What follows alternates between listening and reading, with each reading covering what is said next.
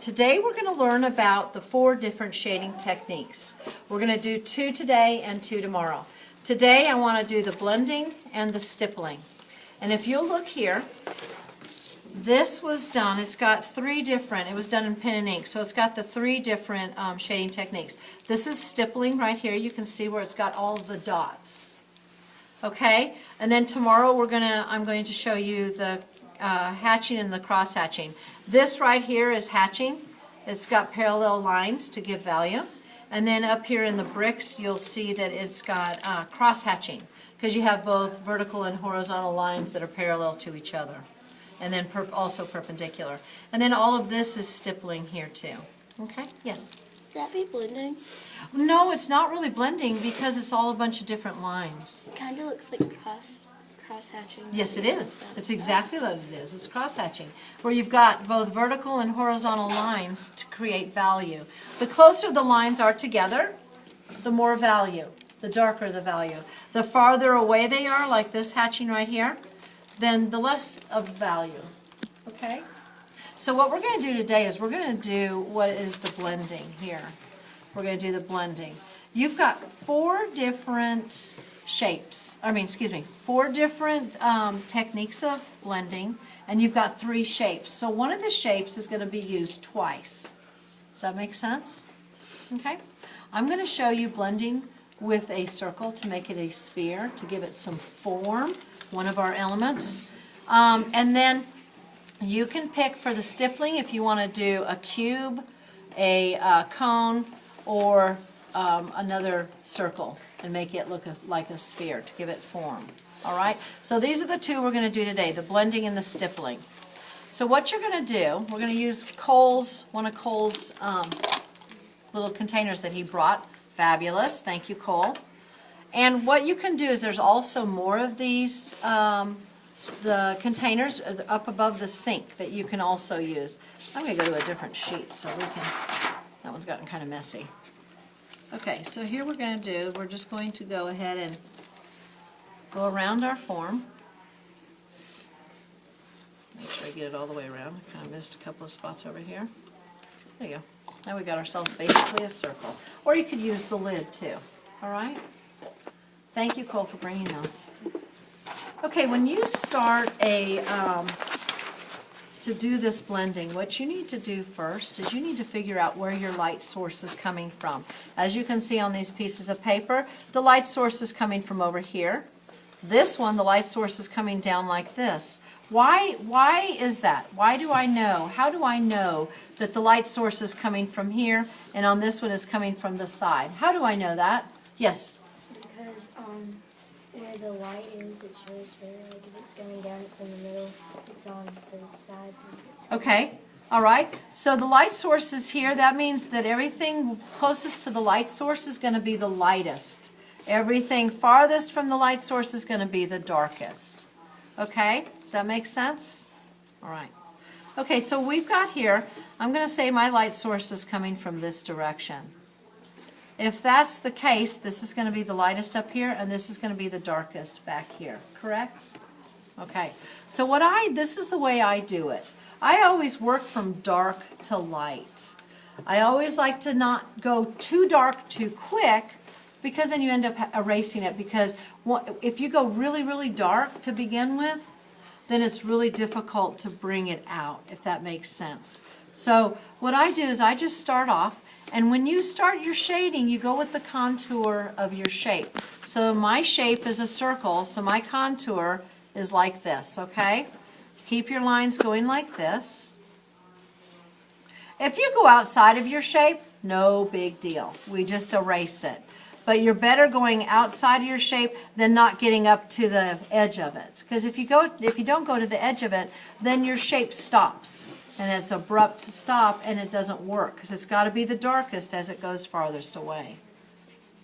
Okay, so we're going to go like this. I've always held my pencil like this. This is the way I was taught, so that's what I do. You can try it if you like. Sometimes it's kind of awkward to get started. Ms. Bernie, Yes. do you have to have that pencil or a red one? No, Yeah, you can get a regular pencil. Hand me my pencil off of my desk. There's a pencil there that somebody used earlier today. I'll show you. But a mechanical pencil does not work very well with a blending. If you need a regular pencil, let me know. I'll get you one, okay? But you'll be able to do the mechanical pencil tomorrow. Yeah, you can do the mechanical pencil for the stippling and also for the hatching and the cross hatching. Thank you. Okay? You see how I'm just taking my time? I'm not in any hurry, because you get in a hurry and you start leaving stuff. Like what will happen, like if you go like this and then you go up here, you see this is not good because this is darker than what's behind it. And in actuality, what's behind it is supposed to be the darkest, correct? Because it's the farthest away.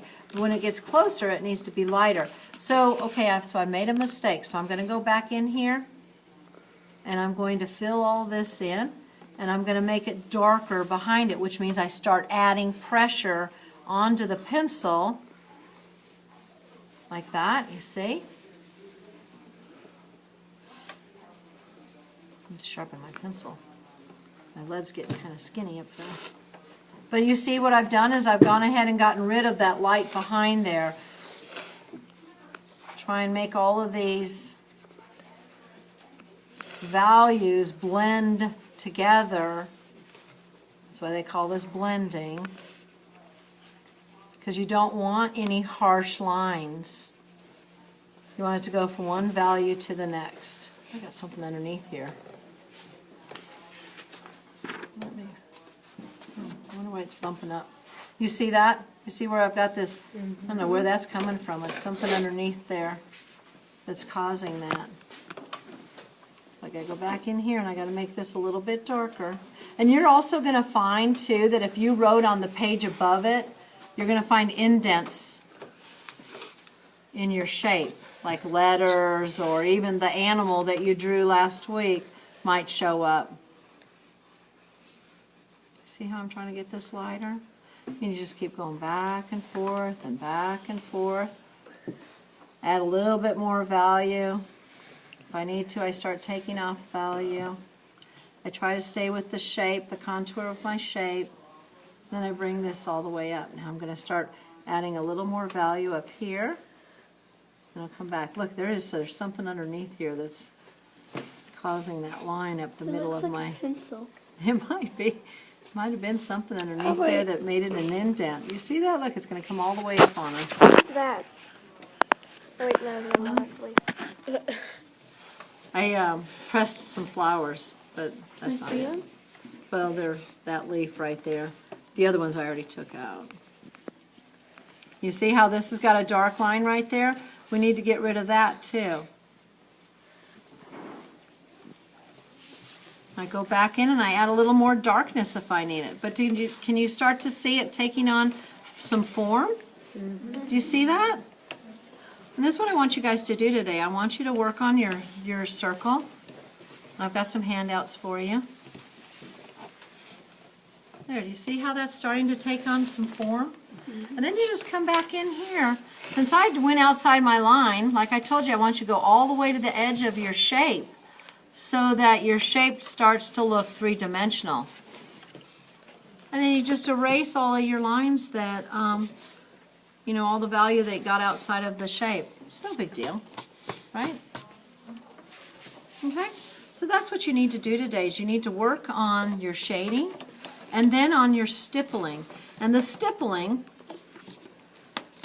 you know what, I'll just do a real quick, let's make a real quick cone, okay? Cone. A cone.